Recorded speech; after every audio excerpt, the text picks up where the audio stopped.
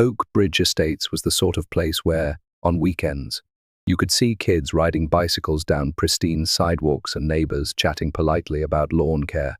Rows of identical street lamps lined the walkways, illuminating tidy flower beds bordering each driveway. Large oak trees, planted decades earlier, provided spots of shade in front yards. From the outside, anyone would think life in Oakbridge was serene until they spent a few days under the jurisdiction of the Homeowners Association.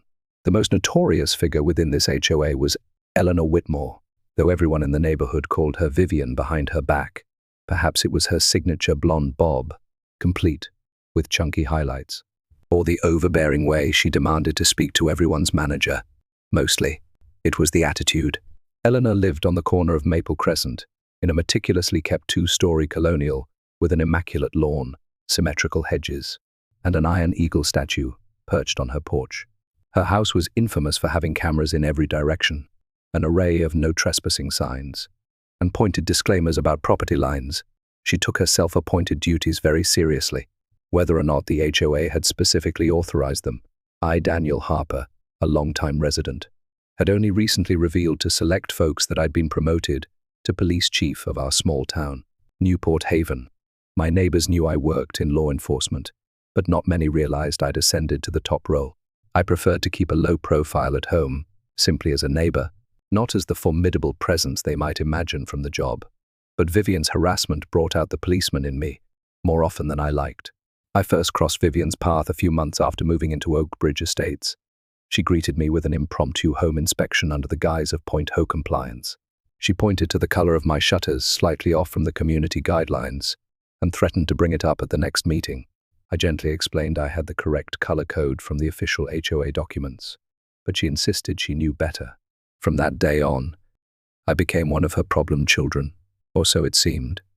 At first, I chalked her behavior up to misdirected passion. After all, a well-maintained neighborhood is often the goal of a homeowners association. But over time, her remarks became snide, her tone condescending. She began sending emails with a slew of demands. Repaint your curb numbers, pressure wash your driveway, trim your hedges on a more rigid schedule. If the tasks weren't done to her exacting standards, she threatened fines or even legal consequences. Most neighbors tried to avoid open conflict. They performed last-minute chores, hoping to pacify her so she wouldn't make a scene. All the while, her sense of authority grew.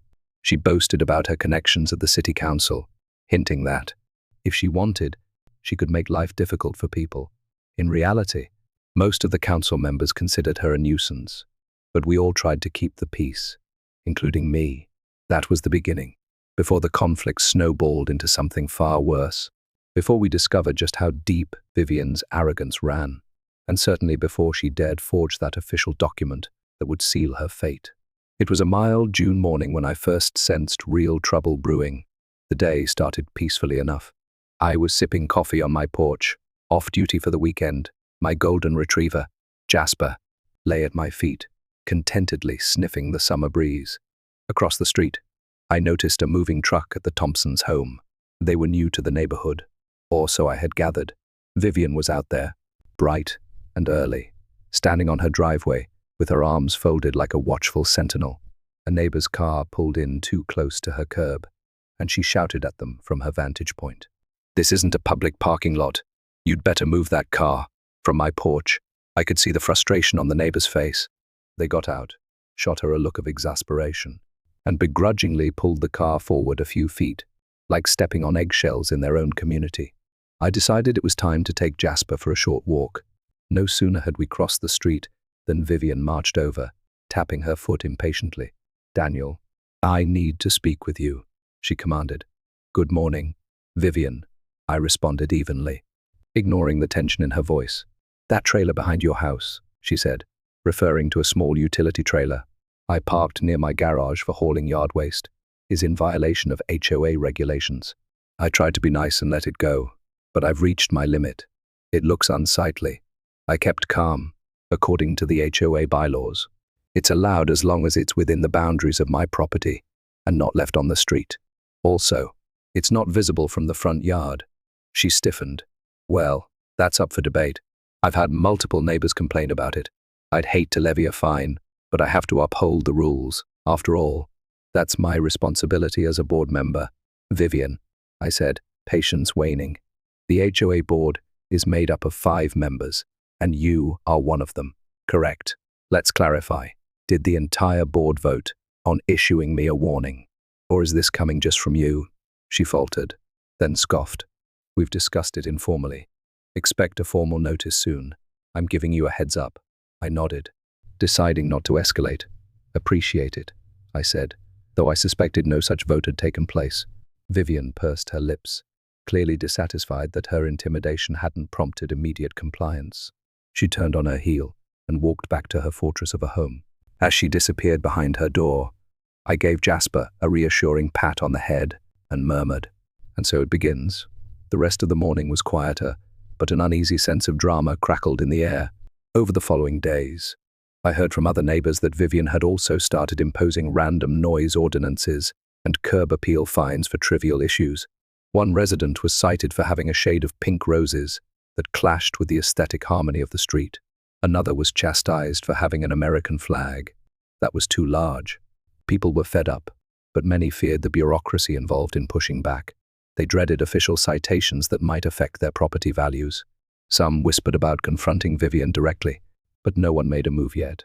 2 weeks later came the monthly HOA meeting, typically held in the Oak Bridge Community Center, a modest building near the neighborhood's main entrance. This gathering was a chance for residents to bring up concerns, vote on community projects, and discuss financial matters like landscaping fees and road maintenance. On this particular evening, the air was stuffy. The usual attendees milled around, chatting in hushed tones, occasionally side-eyeing Vivian, who was stationed at the center of the head table, acting as though she was the sole authority in the room. Next to her sat 4 other board members, Mr. Alonso, Miss Carmichael, Miss Radcliffe, and Mr. Tennyson. They appeared weary. I took a seat at the back, quietly observing. I noticed that at least 20 other neighbors had shown up, an unusually large turnout. Clearly, frustration was brewing. Vivian stood and cleared her throat dramatically. "Good evening, Oak Bridge Estates residents," she began. "I'm so pleased to see so many of you here." She glanced around, her gaze lingering on me for a moment, before sweeping across the row of faces. "We have a number of important issues to address tonight, including new guidelines for holiday decorations. Because last year we had some rather, shall we say, excessive displays." She paused, scanning the crowd as though expecting an immediate, eager consensus. People shifted uncomfortably in their seats. A young couple in the 3rd row raised their hands, but Vivian pressed on before acknowledging them. "Also, I'd like to propose an addendum regarding vehicle parking and storage. To maintain our property values at the highest standard, we must ensure no unsightly trailers, boats, or RVs remain on lots where they can be seen by neighbors or visitors. This is a critical matter." That's when I raised my hand. Vivian stopped. She gave a tight smile. "Daniel, eyes. Clarification," I said calmly. "Does the existing HOA bylaw not already allow trailers as long as they're within the homeowner's backyard or otherwise hidden from public view?" Her smile became even more taut. "There are always nuances. The language is ambiguous. We need to tighten it." I nodded slowly, letting the weight of her words sink in. A few neighbors murmured in agreement, and some shook their heads. Mr. Alonso seized the moment to interject. "This is precisely why we'd prefer the entire board to discuss any changes before presenting them as a done deal." He shot Vivian a reproachful look. "We want to make sure we abide by the state regulations that govern HOAs, not just personal interpretations." Vivian's face reddened slightly. She pressed her lips together, scanning the papers in front of her. "Well," she said, "I've prepared a draft of the new guidelines." A wave of discontent rippled through the crowd. A hand went up a middle-aged woman I recognized as Clara from 2 streets over. "I was fined for leaving a ladder against my garage for a few hours after painting," Clara said, her voice quavering. "It's not in the current bylaws that a temporary ladder is a violation." Vivian's eyes flicked over to Clara. "Temporary is relative," she replied, her tone crisp. "That ladder was there for days." Clara's cheeks flushed. "It was out for a day and a half. I received a $200 fine." The mention of money amplified the crowd's discomfort. More and more hands shot up. People wanted to speak. For a moment, The meeting teetered on the edge of chaos, as complaints poured in everything from petty citations to claims of harassment. The board members exchanged uneasy glances. I stayed silent, allowing my neighbors to have their say. A policeman's instincts told me that this was a tipping point. Vivian wanted to quell the unrest, but she also seemed intent on doubling down. Her entire posture read, "I'm in charge, and you will do as I say." Finally, Miss Radcliffe, an older woman who often looked exasperated, raised her voice enough to regain control. "All right, everyone, let's proceed in an orderly fashion. We'll go through these concerns systematically, please." One at a time, the room quieted, one by one. Residents detailed minor infractions for which they'd been threatened or fined. Many pointed out that no official letter from the full board had arrived. It was always from Vivian, sometimes in official-looking envelopes bearing the association's logo. As this continued, Vivian's expression hardened. She scribbled notes on a pad, occasionally rolling her eyes when a complaint struck her as trivial. To the people speaking, these were not trivial issues. This was their home, their peace of mind, their finances. I felt tension coil in my chest. Clearly, Vivian was forging her own path, separate from the broader HOA board. Her desire to dictate the community's rules unilaterally and aggressively was pushing everyone to the brink, and yet, I still hadn't seen the worst of it. I had no idea how far she would go. The next few weeks showcased a quiet battle of wills. Some neighbors started ignoring Vivian's threats, especially when they realized that, unless it came from the full board, the fines might not be enforceable. Others tried to placate her, washing cars more often, making sure trash bins were out of sight within minutes of collection. Still, the sense of resentment thickened. I decided to keep my interactions with her minimal. Given my job as the police chief, I had little patience for unlawful behavior, but so far, her antics, while annoying, didn't rise to the level of an actual crime. Overstepping power within an HOA wasn't necessarily illegal, just unethical. The board itself should handle her, and yet the board seemed paralyzed. Then something curious happened. Several neighbors noticed that Vivian's once pristine yard started showing signs of neglect. The edges of her lawn weren't trimmed as perfectly as before. A few boxes piled up near her front door, uncharacteristically. From across the street, I noticed her pacing in front of her living room window late at night. It looked like she was on the phone, gesturing animatedly. Tension brewed in her posture, the way she'd fling her arms in exasperation. Gossip fluttered through the neighborhood that perhaps she was having personal issues, family disputes, money troubles.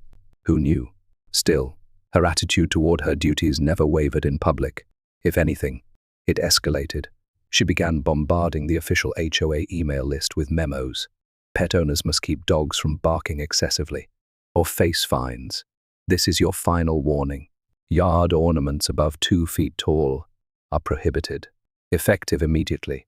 The board tried to overrule her by sending out contradictory messages, but confusion reigned. One warm evening, I was seated on my patio, barbecuing some burgers with a couple of friends. Jasper dozed contentedly in the grass. Suddenly, I heard an angry shout from next door. My neighbor, Mr. Ellis, had apparently left his trash bin at the end of his driveway for an hour longer than Vivian deemed acceptable. She was livid. She stood on his property line, wagging her finger in his face. Even from my vantage point, I could hear her shouts, "That bin is a magnet for rodents. You can't just leave it out," she yelled, her voice echoing down the street. Mr. Ellis was a mild-mannered accountant, around 70 years old. He tried to respond calmly. I followed the posted schedule. For years, the trash truck came late today. Vivian pointed toward the bin. "I don't care. It's unsightly." Her voice cracked. "You want a citation, because that's exactly what you'll get." I set my spatula aside, about to walk over and de-escalate, when I saw Mr. Ellis gently pick up the bin and start rolling it toward his garage. Vivian continued to rant, but there was no real confrontation. My friend, a fellow officer named Ethan, put a hand on my arm. "She's not worth it," he said softly. I nodded and stayed put, though it pained me to watch an elderly neighbor be berated like that. When Mr. Ellis disappeared inside, Vivian lingered for a moment, as if wanting to continue the fight, but eventually turned and stomped back to her house. I noticed she threw a glance in my direction, whether a warning or just a glare of frustration. I couldn't tell. That's when something flickered in my mind, a sense that her anger was growing beyond typical bossiness. There was a desperation to her behavior now, and from experience, I knew desperation sometimes escalates to dangerous or outright criminal acts. One sunny afternoon, a letter arrived in my mailbox. It bore the HOA's emblem on the envelope and had the standard return address. Inside, however, was a document that looked suspiciously like an official citation. Though the language was haphazardly written, it demanded an immediate fine of $300 for multiple violations of HOA policy. The listed infractions included having a utility trailer visible, though it wasn't visible from the street, allegedly failing to store my trash bin promptly untrue, and excessive dog barking from Jasper, grossly exaggerated. My dog rarely barked at all. The letter demanded payment within 3 days and threatened a lawsuit if the fine wasn't paid. This was laughable to anyone with a basic understanding of legal processes. HOAs typically must follow a structured warning system before issuing fines, and lawsuits aren't filed over a first-time offense. What caught my attention most was the document's signature. It read, "Signed by the Oak Bridge Estates Board President, Eleanor Whitmore Vivian." I let out a slow breath. I knew enough from reading the legitimate HOA bylaws that you can't unilaterally impose fines without a proper board vote. Moreover, Vivian was not actually the board president Miss Carmichael was. This forged letter was a blatant attempt to intimidate me. I could have confronted her, but a better idea took shape in my mind: gather evidence. I kept the letter as proof, official forgery. While not always criminal, if it's not a government document, could become relevant in a civil case or even a criminal one, if it implied extortion. So, I planned to talk with Miss Carmichael or Mr. Alonso about it, get them to confirm it was fake. In the meantime, I made a quiet resolution. If Vivian insisted on stepping over the line into illegal activity, she'd find out soon enough that her neighbor was not just some pushover. For the moment, I would be patient. I'd watch, document, and wait for her to make a move that would irreversibly cross the boundary into a punishable offense. That same week, Clara, from down the street, showed me a similarly dubious notice she'd received, a $250 fine for inappropriate garden decor. She had placed a small statue of a gnome near her flower bed, hardly the stuff of scandal. The letter demanded immediate removal of the statue and threatened compounded fines if she refused. That letter was also signed by order of the HOA board president, Eleanor Whitmore Vivian. Clara was almost in tears, worried about a lawsuit. I assured her that no single board member could act alone in issuing such demands. I even made a few calls to the actual board president, Miss Carmichael, who confirmed that Clara wasn't breaking any official rule. Miss Carmichael was exasperated. Vivian had apparently taken it upon herself to print official-looking notices, complete with the HOA's crest, which she'd likely taken off a letterhead or downloaded from the internet. This was forging official documents of an organization. The documents themselves, while not governmental, were used to threaten. My professional instincts told me that if this behavior escalated, it could easily result in charges related to fraud or harassment. The neighborhood's tension soared. People were furious yet anxious about how to fight back. Some wanted to confront her in person. Others wanted to seek legal advice. I remained level-headed. The more rope she gave me, the easier it would be to catch her in a prosecutable act, if it came to that. Vivian's intimidation tactics grew bolder. She'd storm to neighbors' yards, unannounced. She'd rap on windows if she found you home, refusing to leave until you discussed matters. Several reported her rummaging through their trash, presumably looking for evidence of rule-breaking. It was a gross invasion of privacy, though we lacked direct proof except for a few shaky phone videos showing her in driveways at odd hours. Rumors circulated that her personal life was on a downward spiral. Some said she was behind on her mortgage payments. Others heard her ex-husband was trying to get full custody of their teenage son, who rarely appeared in the neighborhood. Maybe she was funneling all her anxiety into controlling the HOA, the last place she felt she had any power, regardless of the reasons. Her behavior was unacceptable and, in some instances, borderline unlawful.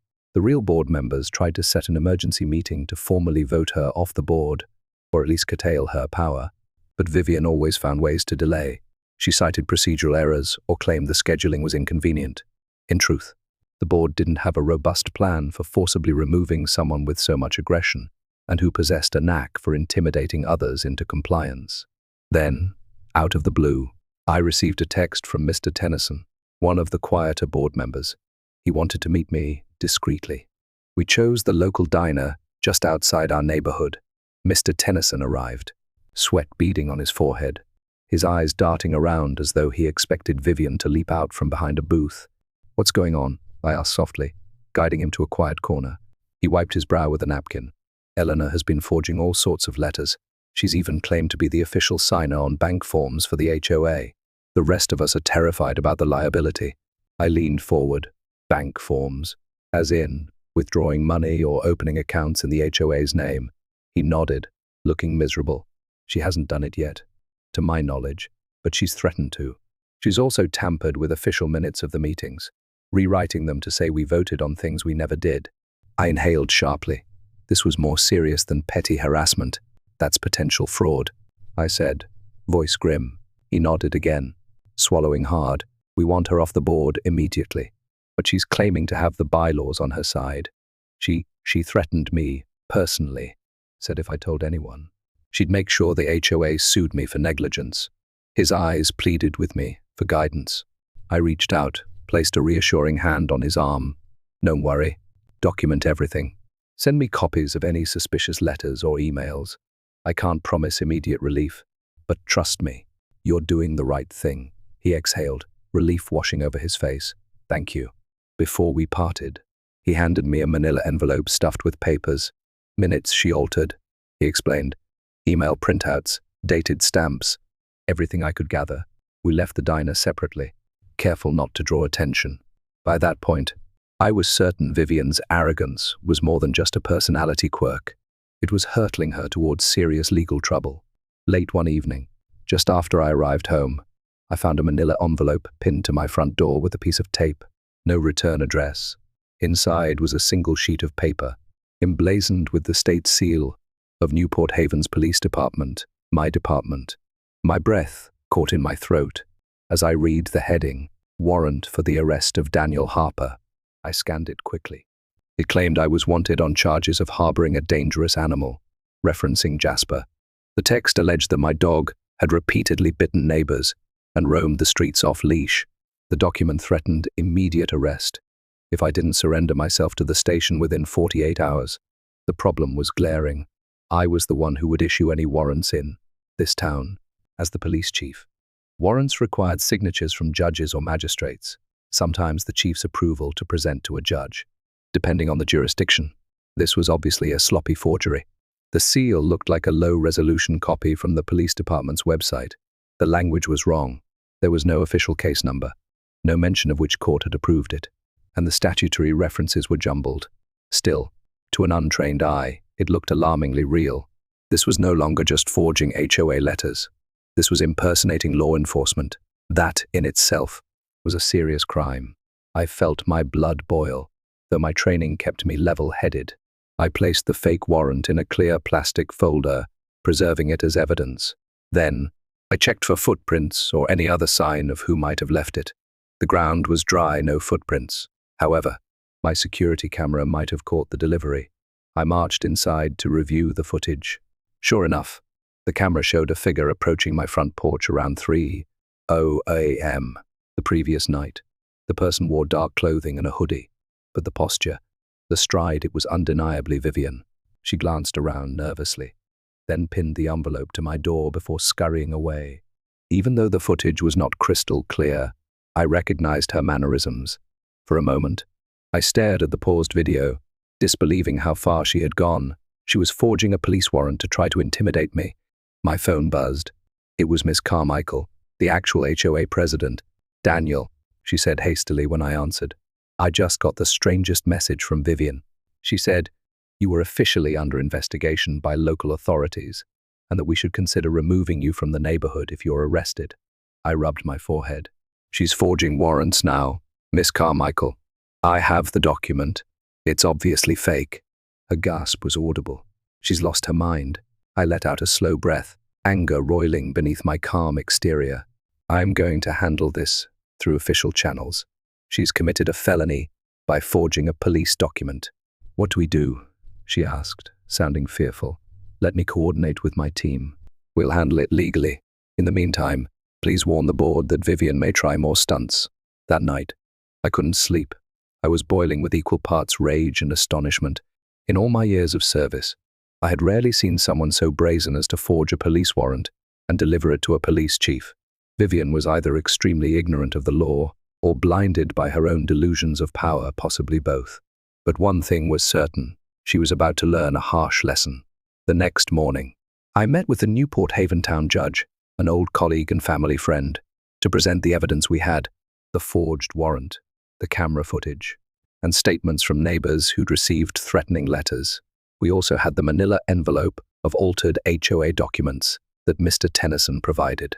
It painted a clear picture of harassment, forgery, and impersonation. The judge listened calmly, eyebrows raising at intervals. When I finished, he leaned back. This is beyond a simple civil matter, he said.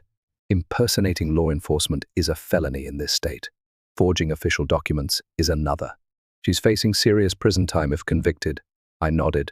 We're seeking a legitimate arrest warrant for Eleanor Whitmore.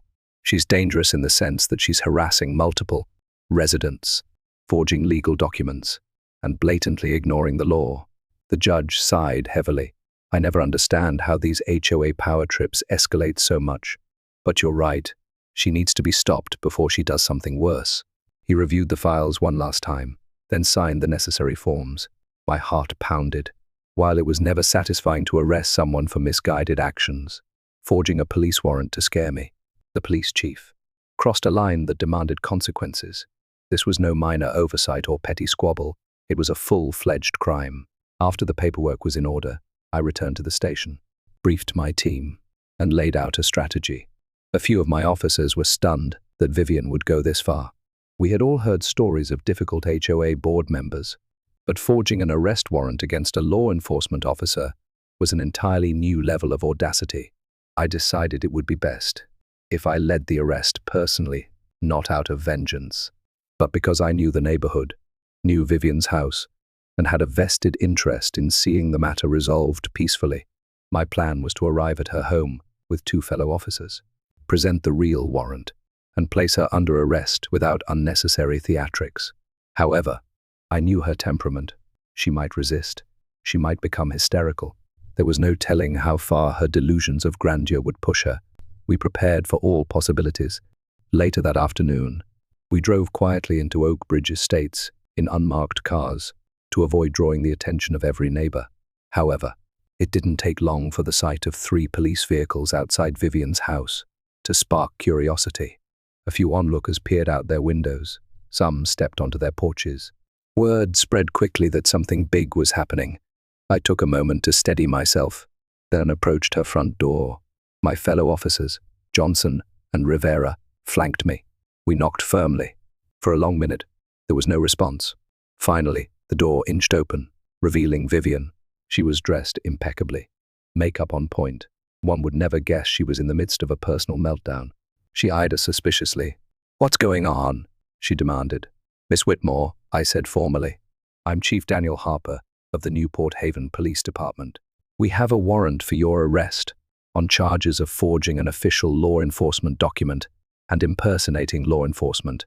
I advise you to step outside." Her face went pale, then flushed bright red. She let out a forced laugh. This is ridiculous. I don't know what you're talking about. I've done no such thing." I nodded to Officer Rivera, who produced a copy of the real warrant. "We have evidence," Rivera said. "We also have footage of you leaving the forged warrant on Chief Harper's door." She scanned the paper, her hands trembling. "Footage? There's no footage. You're lying." Her voice grew shrill. Neighbors began gathering at a respectable distance, watching the spectacle. I glanced at them, then back at Vivian. "Ma'am, we have plenty of evidence, including your fraudulent letters sent to other residents. You're coming with us." Her eyes darted to the crowd, to my officers, then to me. "This is a setup. You've all conspired against me." She slammed the door halfway, trying to wedge it shut. Officer Johnson placed a foot in the door, preventing it from closing fully. "Miss Whitmore," he said, in a firm voice, "resisting will only add to your charges. Let's keep this civil." For a moment, Vivian looked as though she might physically fight us, her face contorted with a mixture of rage and fear. But then she glanced outside at the gathering neighbors, the ones she'd tormented for months. Realizing she had no choice, she let out a defeated sob. "This is so unfair," she cried. I reached for her gently, pulling her out onto the porch. Officer Rivera read her rights in a clear, calm tone as Johnson took out the handcuffs. The crowd watched in stunned silence as Vivian, the feared tyrant of Oakbridge Estates, was handcuffed on her own front stoop. She thrashed momentarily. "No, no, you can't do this. I'm on the HOA board. I have rights. I'll sue every single one of you." Officer Johnson pressed the cuffs around her wrists. "You have the right to remain silent," he reminded her. "Anything you say can and will be used against you in a court of law." Nearby, I caught sight of Clara, the neighbor who'd been fined for her garden gnome. She wore a shocked expression mixed with relief. Mr. Ellis, the elderly neighbor, stood next to her, looking both astonished and vindicated. Other onlookers simply stared, as if they couldn't quite believe that the self-styled ruler of the neighborhood was now being escorted into the back of a police vehicle. Vivian kept protesting as Johnson and Rivera guided her to the car. "You'll regret this. I know people. This is all a misunderstanding. I'll have your badge. Harper." I held my ground, delivering the standard fare, well, I gave to any suspect. "We'll see you in court, ma'am." Then she was placed inside the police car, the door shutting on her rant. The silence that followed seemed to echo through the entire street, a heavy hush, broken only by the hushed murmurs of the neighbors. The legal fallout was swift and brutal. Once the news broke about Vivian's arrest, more victims came forward. Bank representatives confirmed she tried to alter HOA financial accounts. The documentation Mr. Tennyson provided was damning, showing her forging board meeting minutes, forging official HOA documents, and threatening to fine or sue neighbors without any legal standing. Combined with the charge of forging a police warrant, the case against Vivian was overwhelming. She tried to mount a defense, claiming she was under psychological stress. Her attorney argued she had been overwhelmed by responsibilities and had never intended true harm. But the evidence was indisputable. Impersonating law enforcement carried severe criminal penalties. The community turned out and was forced to testify about her harassing tactics. In the end, the judge handed down a sentence that made headlines: 3 years in prison, plus mandatory restitution for every fine she had extracted from neighbors under false pretenses. Furthermore, the HOA board pressed a civil suit, successfully arguing she had embezzled association funds or attempted to. The court ordered her property seized to repay debts and restitution. Vivian lost her house, effectively being excommunicated from the very neighborhood she had once ruled with an iron fist. News vans showed up briefly, relishing the tale of an HOA tyrant forging a police warrant against the police chief himself. The neighbors of Oakbridge Estates breathed a collective sigh of relief. Without her looming presence, the atmosphere quickly improved.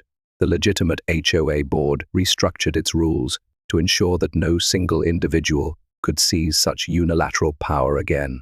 They implemented clearer guidelines on fines and a checks and balances system so that any official notice had to be signed by multiple board members, not just one. Personally, I felt a complicated mixture of relief and sadness.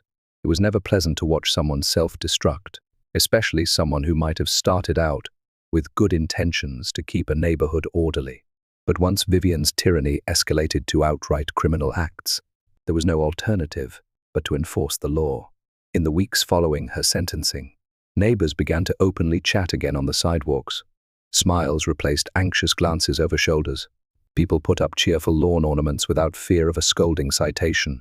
Mr. Ellis set his trash bin out with newfound confidence, no longer dreading a confrontation. Clara's gnome population flourished. She even added a second whimsical statue beside the first. When she noticed me admiring them, she grinned. "It's nice to feel free again," she said, offering me a homemade muffin in gratitude. As for me, I continued my quiet life in Oakbridge Estates. I was still the police chief, but now everyone knew it. The days of anonymity were over, but that was all right. I walked Jasper around the neighborhood in the mornings, returning cheery waves and exchanging pleasantries with neighbors who appreciated having someone they trusted in law enforcement living among them. Justice had been served, both legally and morally. The so-called HOA tyrant, Eleanor Whitmore, had learned that her forged documents and intimidation tactics couldn't stand up to the real law. Power used to harm others eventually invites a reckoning, and in this quiet suburb, the gavel had fallen decisively, ensuring that the community could finally live in the peace it deserved.